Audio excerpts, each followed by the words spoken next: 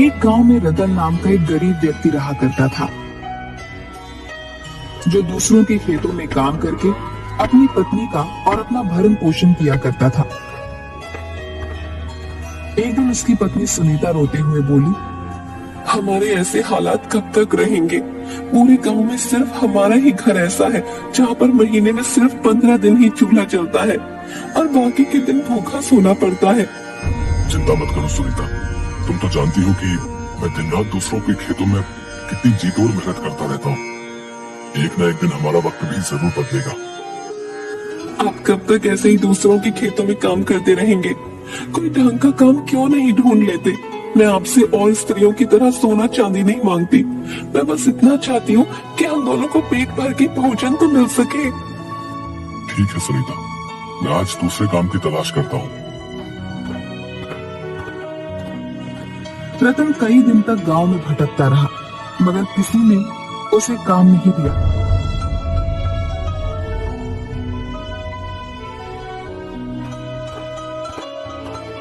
थक हार कर रतन गांव के मुखिया के पास पहुंच गया।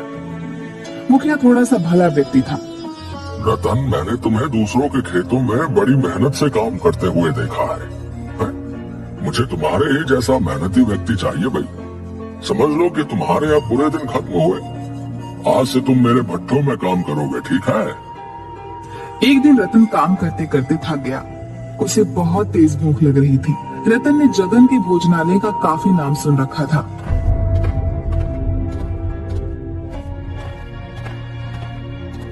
रतन जगन के ढाबे पर पहुंच गया। भैया, जल्दी से गर्मा गर्म अरहर की दाल देसी घी की रोटियों के साथ लगा दो और थोड़े से चावल भी लगा देना। बहुत जोरों की भूख लगी है भैया। अरे, दाल में तो बहुत अच्छे अच्छे खुशबू आ रही है और साथ में देसी घी की रोटियां भी हैं।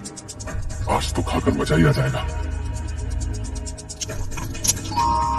कुछ ही देर में रतन सारी प्लेट साफ कर गया और कालू से बोला, अब कितने पैसे हुए भैया? आपने अरहर की दाल, देसी घी की रोटियां और चावल खाए हैं। कुल मिलाकर आपके पैसे हुए 1000 रुपए। क्या क्या बकवास कर रहे हो तुम? बकवास नहीं कर रहा हूँ, खाने के पैसे मांग रहा हूँ।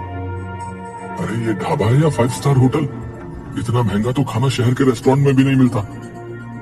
मैं तो समझ रहा था कि इस ढाबे में खाना और ढाबे की तरह मिलता होगा। और वैसे भी दाल रोटी चावल की कीमत तो ज्यादा से ज्यादा 100 रुपए होगी। हर ढाबे पर तो यही रेट चल रहा है। तो तुम्हारा दिमाग तो ठीक है? जानते भी हो ये ढाबा किसी अरे गहरे का नहीं है, जगन भाई का है, जगन भाई का। अरे जगन भाई के ढाबे का गाना गाने तो विधायक से लेकर मंत्री तक आते रहते।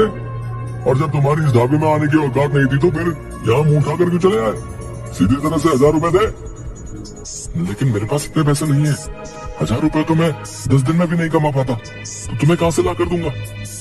कालू अपने मालिक जगन को आवाज देते हुए बोला, जगन भाई, इस व्यक्ति ने पेट भर के भोजन किया लेकिन यहाँ पैसे नहीं दे रहा।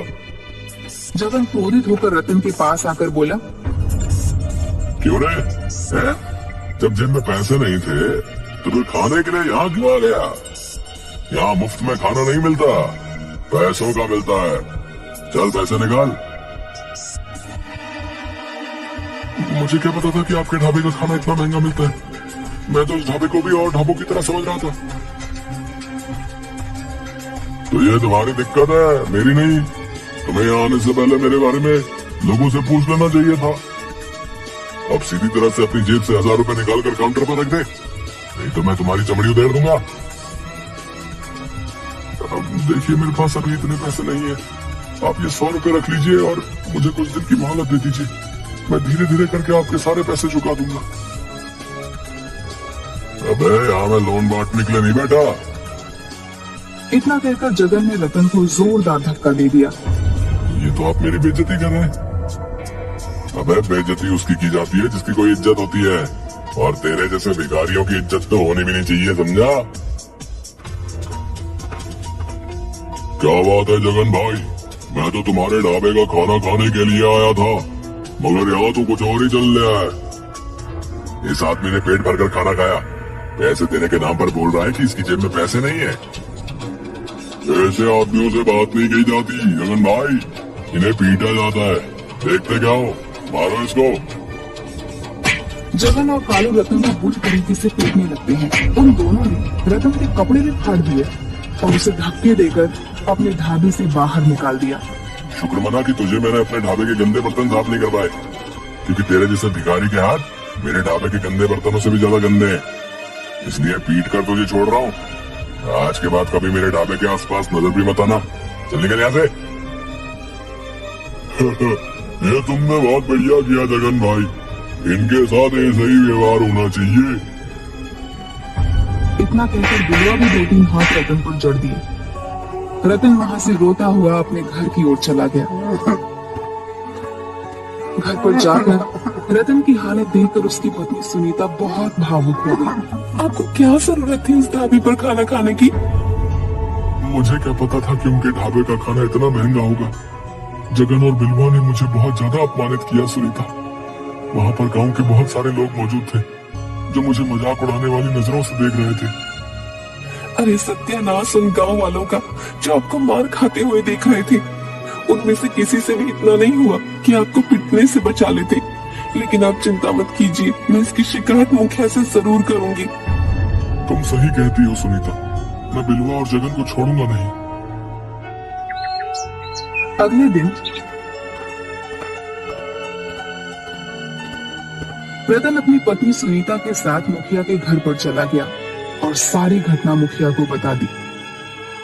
सुनीता, इसमें दोष जगन और बिलवा का नहीं है, इसमें दोष तो तुम्हारे पति रतन का है। सारा गांव जानता है कि जगन के ढाबे का खाना और ढाबों के खानों से अधिक महंगा है, क्योंकि उसके ढाबे का खाना अच्छा बनता है।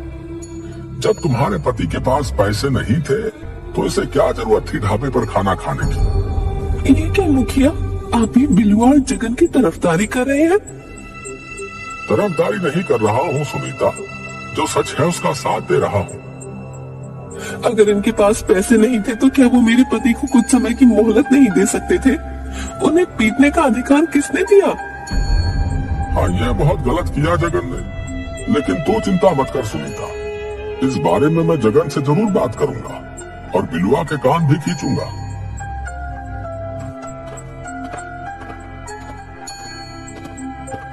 मुझे नहीं लगता कि मुखिया कुछ करेगा। साफ साफ दिखाई दे रहा था सुनीता कि मुखिया बिलवा और जगन के पक्ष में बोल रहा था, लेकिन मैं अपने अपमान का बदला जरूर लूंगा सुनीता। मैं चुप नहीं बैठूंगा। तो आप क्या करेंगे? आप अच्छी तरह से जानते हैं कि जगन धनवान है और उसकी गांव में अच्छी जान पहचान भी है, और आपकी पहचान गांव में सिर्फ एक मजदूर की है। अरे हम दोनों के पास तो खुद की खेती भी नहीं है। हम दोनों तो खुद दूसरों के खेतों पर काम करके अपना पेट पालते हैं। जो भी हो सुनीता, अब मैं गरीब हूं तो इसका मतलब ये नहीं कि मैं चुप हो जाऊं। आज अगर मैं चुप हो गया और मैंने कुछ नहीं किया तो गरीबों के मुंह पर एक तमाचा होगा। मैं बिलवा और जगन को दिखा दूंगा कि अगर गरीब अपनी पर आ जाए तो क्या नहीं कर सकता। इतना कहकर रतन क्रोधित होकर घर से निकल गया। इधर मुखिया जगन के ढाबे पर पहुंचकर बोला, तुम्हारी बड़ी शिकायतें आ रही हैं जगन। किसकी इतनी मजाल जो मेरी शिकायत आपसे करे? कल तुमने रतन को बुरी तरह से पीटा था ना? वो अपनी पत्नी सुनीता के साथ तुम्हारी शिकायत लेकर आया था मेरे पास। अरे तो उसने पिटने वाले काम भी किए थे मुखिया जी। आप ही बताइए, मेरे ढाबे पर आकर अरहर की दाल, देसी घी की रोटियां तो बड़े चाव से खाई, और जब पैसे देने का नंबर आया तो अंगूठा दिखाने लगा। जो भी हो जगन, लेकिन तुम्हें उसे पीटना नहीं चाहिए था। और तुम्हारे ढाबे पर सिर्फ रतन ही नहीं बल्कि और भी न जाने कितने लोग आए दिन पिट कर जाते हैं। तुम्हारा ये दुर्व्यवहार कहीं किसी दिन तुम्हारे ऊपर भारी ना पड़ जाए। आपके होते हुए मेरे दोस्त जगन पर कोई माई का लाल हाथ लगाने की हिम्मत करेगा मुखिया जी? और फिर मत भूलिए कि जगन का दोस्त मैं भी हूँ। मेरे होते हुए गांव में किसकी हिम्मत जो जगन के खिलाफ आवाज उठा सके? इसी बात का तो डर है बिलवा कि तुम जगन के दोस्त हो। अब ये सब बातें छोड़िए मुखिया जी। मैं आपको अपने ढाबे पर मुफ्त खाना इसलिए नहीं खिलाता कि आप गांव वालों की शिकायत लेकर मेरे ही पास आए। देखो जगन, मैं तुम्हें सिर्फ समझाने आया हूँ। तुम क्यों नहीं समझते कि आज का दौर सोशल मीडिया का दौर है? कहीं किसी दिन किसी ने तुम्हारे गरीबों के साथ दुर्व्यवहार का वीडियो बनाकर फेसबुक पर अपलोड कर दिया तो लेने के देने पड़ जाएंगे, फिर मैं भी कुछ नहीं कर पाऊंगा। इतना कहकर मुखिया वहां से चला गया। सुनीता रात को अपने पति का इंतजार कर रही थी। आधी रात होने को आई थी, मगर रतन अपने घर नहीं आया था। रतन रात में जंगल के एक पेड़ के नीचे गहरी सोच में बैठा हुआ था कि तभी उसके कानों में एक व्यक्ति की आवाज टकराई। काफी देर हो गई है तुम्हें यहाँ पर बैठे हुए। पिछले 6 घंटे से देख रहा हूँ कि तुम इसी पेड़ के नीचे गहरी सोच में बैठे हुए हो। कौन है आप और इतनी रात को इस जंगल में क्या कर रहे हैं? ये सवाल तो मुझे तुमसे करना चाहिए कि कौन हो तुम और इतनी रात में इस जंगल में क्या कर रहे हो? मैं आपकी बात का मतलब नहीं समझा। मतलब बाद में समझना। तुम्हारा चेहरा देखकर साफ साफ मालूम पड़ रहा है कि तुमने सुबह से कुछ नहीं खाया, तुम बहुत भूखे हो। इतना कहकर उस नौजवान ने एक थाली रतन के सामने रख दी। रतन ने देखा कि उस थाली में सब उसकी ही पसंद के व्यंजन रखे हुए थे। सोचो मत, खाना शुरू कर दो। रतन को सच में वाकई बहुत भूख लगी थी। रतन खाने ही वाला था कि तभी उसे कुछ याद आ गया। नहीं चाहिए भाई, मैं घर पर जाकर अपनी पत्नी के हाथ का बना हुआ ही खाना खाऊंगा। मुझे अच्छा खाना खाने का कोई अधिकार नहीं। ये कैसी बातें कर रहे हो तुम? मैं तुम्हारा ये खाना खाऊंगा, तुम मुझसे पैसे मांगोगे और वो मेरे पास तुम्हें देने के लिए नहीं है। नहीं भाई, मुझे तुमसे कोई पैसे नहीं चाहिए। तुम पहले आराम से खाना खाओ और फिर मुझे बताओ कि तुम किस गहरी सोच में डूबे हुए थे। हो सकता है कि मैं तुम्हारी कोई मदद कर सकूं।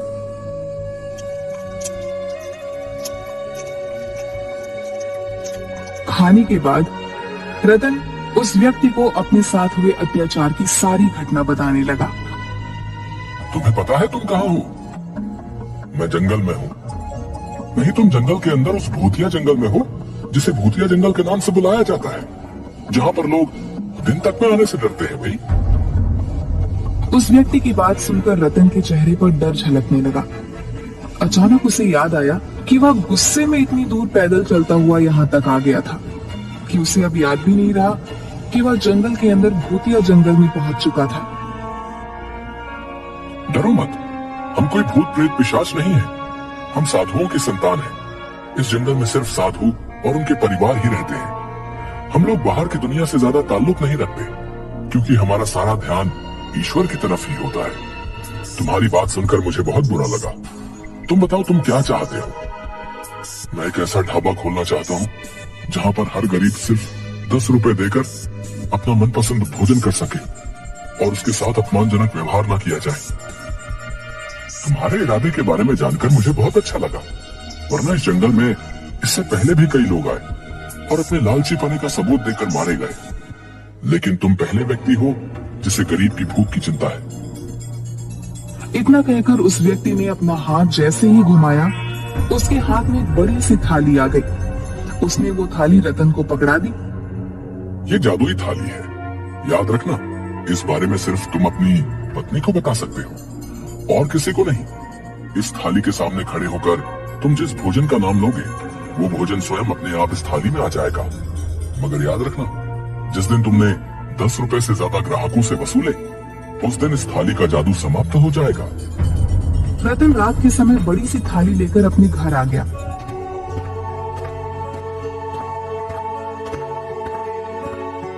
ये क्या है? रतन ने सारी घटना सुनीता को बता दी। मैं तो अब तक यही समझती थी कि उस जंगल में भूत प्रेत रहते हैं। तुम नहीं, पूरा गांव यही समझता था सुनीता। वो सब तो ठीक है, लेकिन हम ढाबा कहाँ खोलेंगे? हमारे पास तो खाने के लिए भी रोटी नहीं है।